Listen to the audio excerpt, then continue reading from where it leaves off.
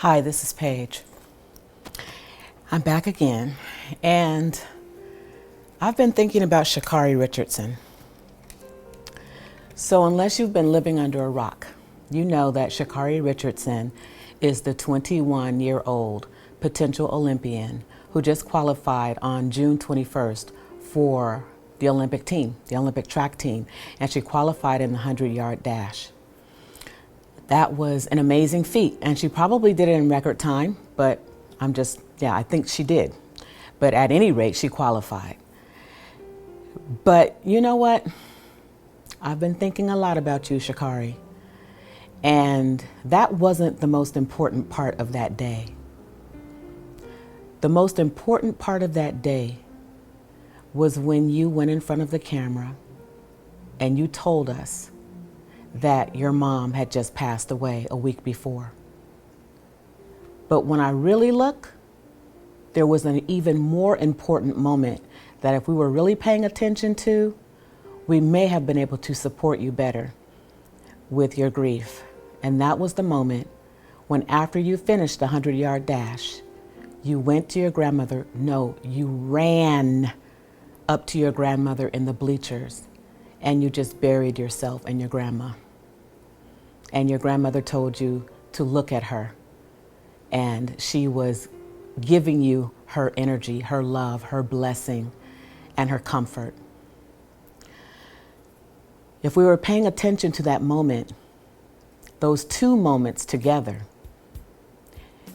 and perhaps we would have all taken a moment, all of us who say that we're believers, who know that we're believers, if we had collectively decided to pray for you in that moment, how might your decisions, your choices been different in terms of smoking the marijuana? You said that you smoked the marijuana because you really needed comfort. You were hurting. You had just lost your mother. And you just needed to kind of take the edge off. You said, I'm human.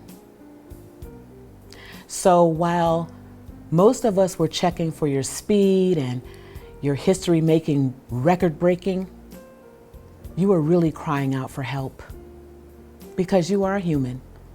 I thought it was kind of cute. You said, I am you, just a little bit faster. No, sweetie, you're a lot faster than I am, but I was slow on the draw in praying for you that day and keeping you in mind and thought and lifting you up above the Olympic sports arena, above your circumstances, and really going in on your behalf. This reminds me of one of the sections in my book, Healing the Wounds of American Slavery. A couple of sections, actually. One is on our mental health, and the other is on masking and pretending. Because one of the things I think I heard you say, and I'm paraphrasing, you know, I'm just out here trying to be me, but this is a lot of pressure. And so I did what I had to do to cope with the pressure of being out here on an international stage, something like that. And it makes me think about our ancestors, our enslaved ancestors, and how they had to do what they had to do to cope on a day-to-day basis for decades, lifetimes, and then hundreds of years. So masking and pretending in my book is found on page 181, and I would love to get a copy of this book to you. So if anyone knows Sha'Carri, let her know. I'm looking for her. I'd love to give her a book. It says, masking and pretending is tantamount to shucking and jiving, being phony, putting on a front. Like the chameleon, we move off center from our true selves and change our personality or behavior according to a given situation. This is different than being slick, conniving, or manipulative. This has more to do with deception for survival. Whether we realize it or not, we have adapted certain behaviors from our ancestors, who passed them on to the generations that followed. And here we are, for the most part, unaware that we sometimes wear masks. We are afraid to reveal our true selves because we live in an environment that is hostile to our survival. Yes, wearing a mask understandably stems from the belief that they are out to get us.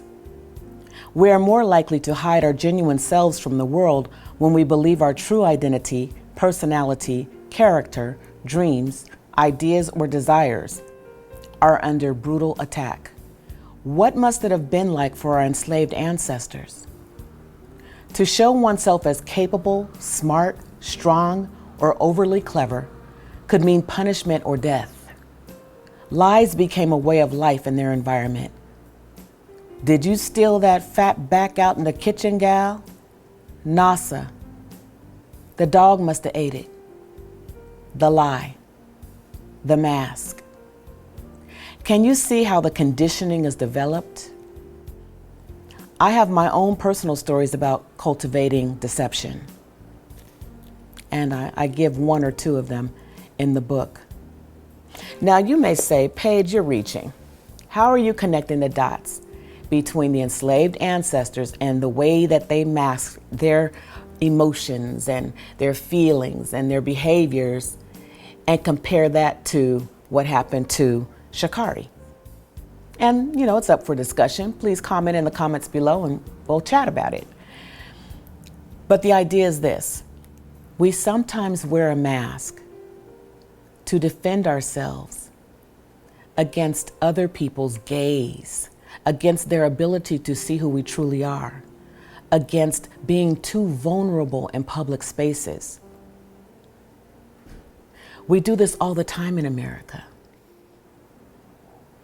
So I go into an incident that occurred in my life when I was very young, maybe about 4 years old, where I had told the truth about something and my father insisted that I was lying. So then I learned to lie in order to not receive punishment, even when I was telling the truth.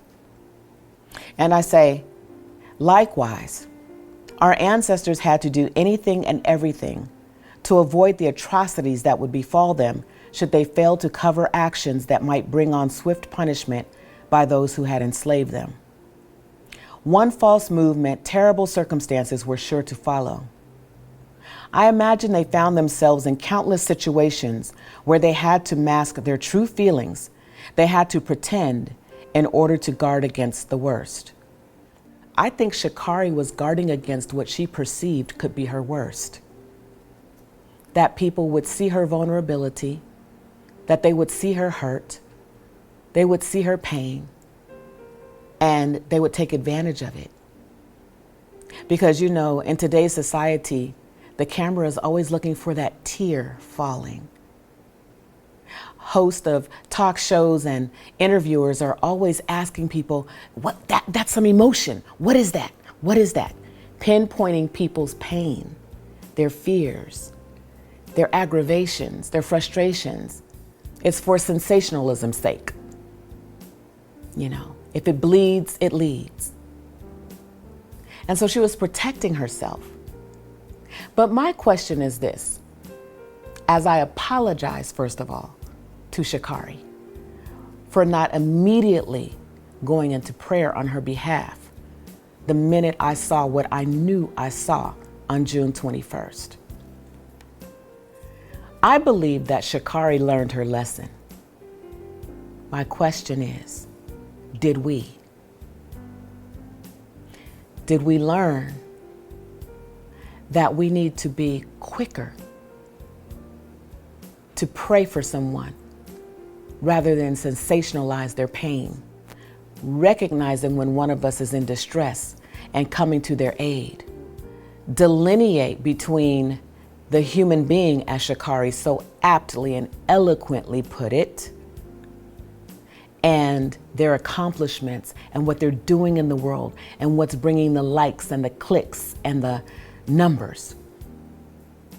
We mask. I won't say all of us are in a lot of pain.